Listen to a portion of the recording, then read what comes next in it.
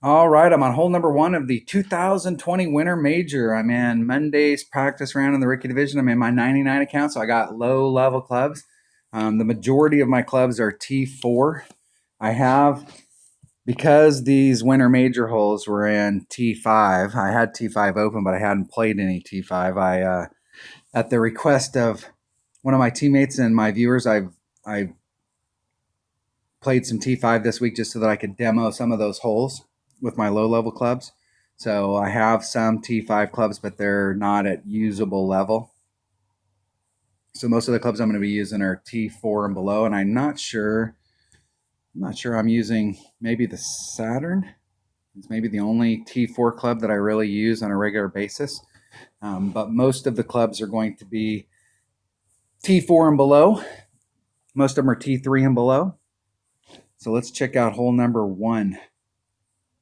Now, just because you have lower level clubs, T3 and below, doesn't mean they're lower level. It does not take very long when you're playing T3, T4 to get your clubs up to very usable levels, those clubs down there. My goal with this account is I'm slow playing it, and if I actually played it a little bit more often, within a matter of just a couple of weeks, I could have probably, if you started off and you were playing one account on a regular basis, within about probably 90 days of playing, if you played every day, if you played your pin chest every day and you went out, you could get some of your commons. The whole goal is to get some of those T1, T2, or T3 commons maxed out, because then you can start participating in the club card trading. And with a low level account and very little gameplay, you can max out those commons and you can start participating, and that is big, especially if you had a low level account, because you can really start pumping some stuff into your other cards. All right, I'm going to play this account. Here's the deal. Minimum score arguably is minus 12. It could be minus 13 because there's one of the par fours that we really are going to need to get an eagle on. But there's also one of the par fives that's going to be super tough. Even with upper developed clubs, it's going to be tough to get a consistent eagle on. But if you've got lower developed stuff, hole number three is just going to be a bugger. So I'm going to go into the week thinking that minus 12 is the minimum, and minus 13 is what we really want to be shooting for, is like our minimum score. And anything above that is the gravy that's going to put you up towards the top of the bracket. The par threes here and some of the approaches coming into the par fours, there's a lot of opportunities to pick up shots. So I really haven't had enough time on these holes to kind of figure out, what our ultimate possibility is. But in the weekend round, minus 26 is our base. And then anything plus of that, probably looking towards minus 28. And we're going to see some minus 30s this week, I'm sure. But I think if you're in the minus 28 range, you're looking at a solid banner. Minus 26 is going to put you up there probably in most brackets, top 15.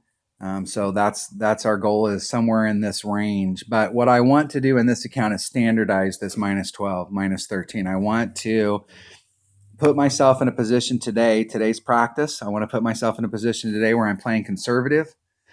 I'm not taking risks with my upper developed clubs. And why do I not want to take risks with my upper developed clubs here, or my lower developed clubs? Here's why. You end up in the rough right here with your upper developed clubs. You bring out your Nirvana, you're on, you make your putt, and you move on down the road. You're in this spot right here with your lower developed account. Your red line, you can only get to right here. And now you've just dropped a shot on this. It's better to be here in the fairway, taking a shot with a long iron or a wood or some club. Everybody else is trying to get up here into their short iron range, and you're back here in your long iron, your wood range, but you're on the green, you get your birdie, and you move on. And so we don't want to take any risks with these lower developed clubs, because if we end up in the rough or the sand, we are SOL. So let's get out there and do this. Now, there are several ways that you could come at this hole. You could take an extra mile, or you can bring a big topper. And I'm not sure which way is better, but I'm going to bring a Titan.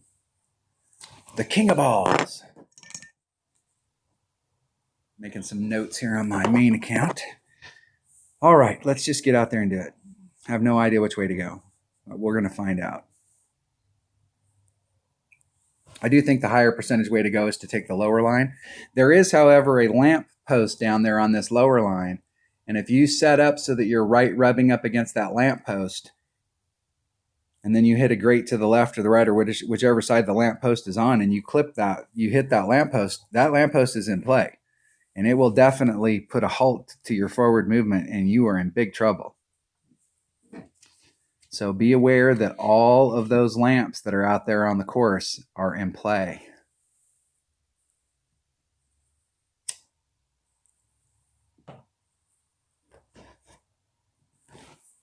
And you can see like the shot that we want to take to get down into this opening. This lamp post right here is right in our way.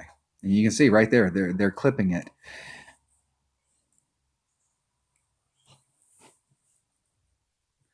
My opponent's got an extra mile 7 and a Titan, the king of balls.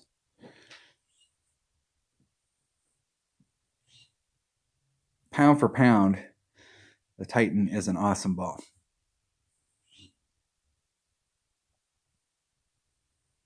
The Titan does cut down the wind a little bit, but it doesn't cut down the wind so much that if you need to use the wind, you still have good wind in there so that you can use the wind, and ending up in the rough out here is not good. I mean, play conservative. I don't know that, well, they've got a level 7. Depending on what they got, they can probably get up from there, but you don't want to end up in the rough. It's just the deal. Let me come over just a little so that I don't hit that rough. That's 4 topspin. Okay, it's 2.4 per ring, so there's 4.8. I'm going to do a full 2-ring pull.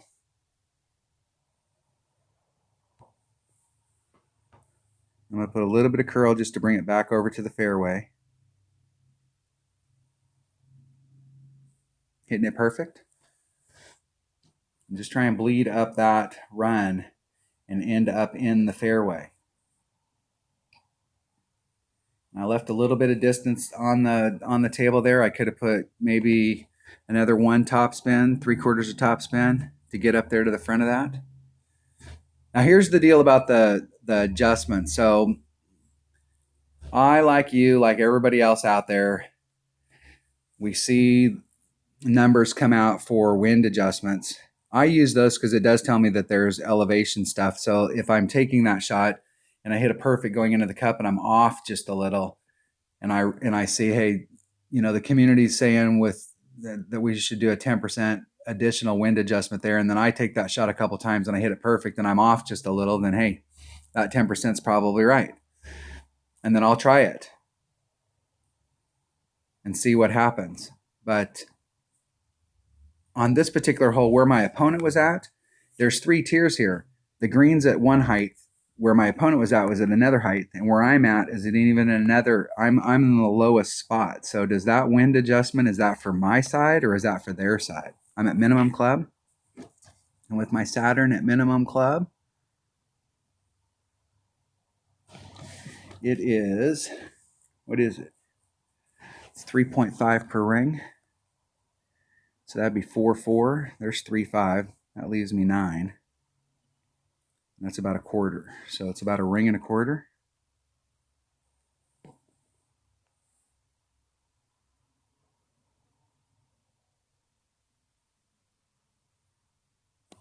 Hitting it perfect. See if we can get it in the hole. Get in the hole. Right over the hole. Just a little too much speed. So right there in that situation, I did a 10% pull. I was at minimum club, and it looked like that additional wind adjustment was about right. But the key there is that I was at minimum club. So that Saturn at that level hits 2 per ring. But at minimum club, this is how I work my long irons. Maximum number, 2 per ring, times 1.5 gives me mid club. Maximum 2.0 per ring times 1.75 gives me min club. And so I was in minimum club right there. I have less confidence in those numbers on my long iron than I do on my short iron. On my short iron, my numbers on my short iron are 1 1.75 and 1.2, or excuse me, 2.0. So my short iron's 100% more accurate when it's in min club and 75% more accurate when it's in minimum or mid club. Hopefully that makes sense. If you're using the app will figure that stuff out for you, but you definitely want to shoot your club appropriately for the spot that you're at. If you do your max number there, you're going to be way off.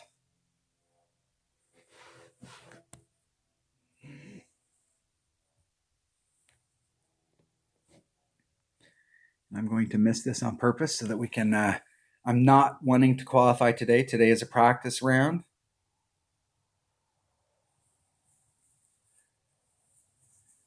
Good luck in the tournament.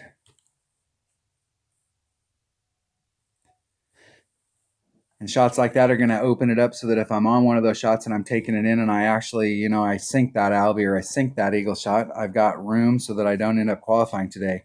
There's going to be a lot of people out there practicing today. So if you go out there today and you go, hey, I'm okay, I shot a -6, you may be okay.